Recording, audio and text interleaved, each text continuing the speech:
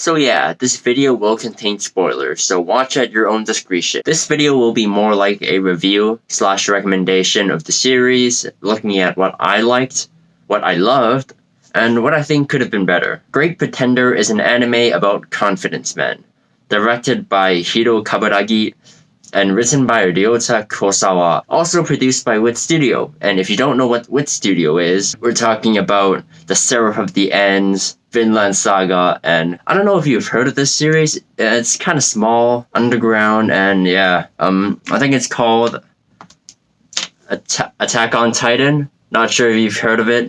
Yeah, they also produced that anime. So on a surface level, the story is basically about con men who scam criminals for their crimes, in style. However, if you look a bit deeper into it, you'll notice things such as the themes and motifs this story encapsulates, such as adolescence, maturity, acceptance, and even morality. And the strong symbolism is consistent throughout the story, illustrated through cats, rings, money, capsules, and even coffee. And the general meaning this anime presents is, it matters not what you've done, but what you do with what you've done for others.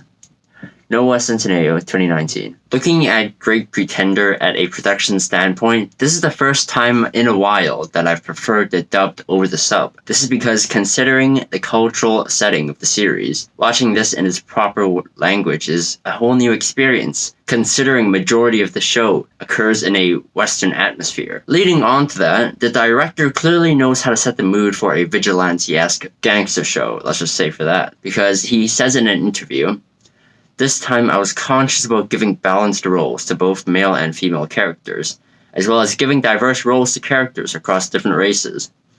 I took care to ensure that even villains aren't defined by their nationality or race, and I tried as much as possible to make sure their characters were hard to hate. In the end, for better or worse, what's important is whether or not the characters stand out or not." And in order to do that, Mr. Kosawa, the writer, leaves room for actors to roam free and really incorporate their own nature and style into their voice acting, adding a layer of creativity and freedom. The music in Great Pretender is amazing.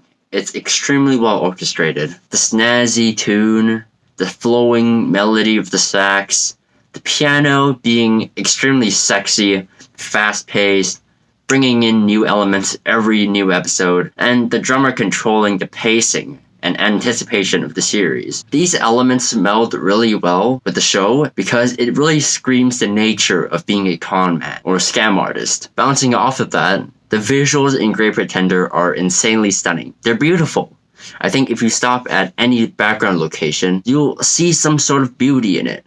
The backgrounds feel alive, adding to the story, atmosphere, and ambience of each location. I think this has similar vibes to BNA, or Brand New Animal, a anime produced by Studio Trigger. Go check it out. Color design is heavily overlooked in Great Pretender, as the saturation and combinations of color is really what makes the character designs pop and backgrounds fit in with each other. And the abstract colors remind us of the ideologies of a confidence man, that you don't need the focus of the world around you, when you can really just focus on your own desires and learn how to live for yourself. Speaking of visuals, I would also like to highlight the eyes.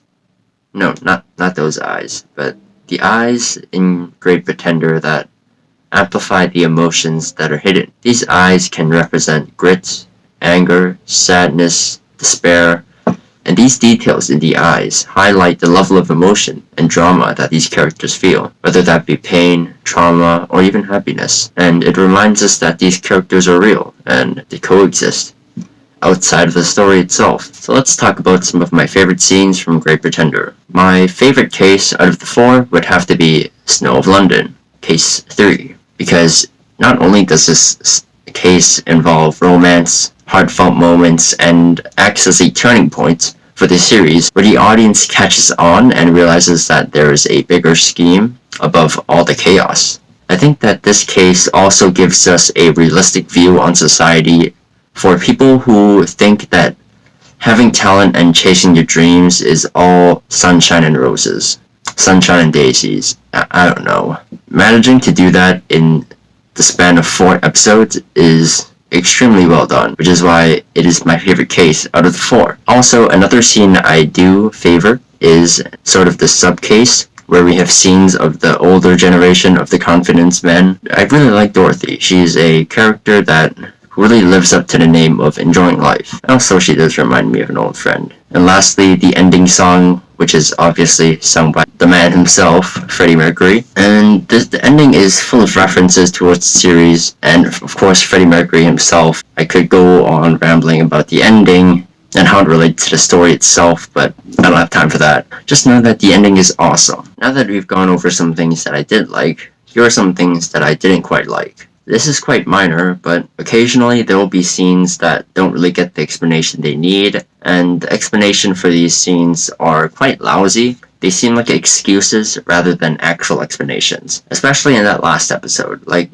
I get that these three guys are the people that you conned majorly this series, but what do they have to do with anything? The resolve in their conflict seems quite unnatural and oddly convenient, and overall it really just seemed like the director had no other way to tie every major character back to the series before it ended. But I probably just missed something, and I'm probably just overanalyzing. So overall, this series is great, no pun intended. I would highly recommend this to anyone who likes their action anime, who likes their thrillers, anticipation, mystery type of show that has a cohesive plot overall.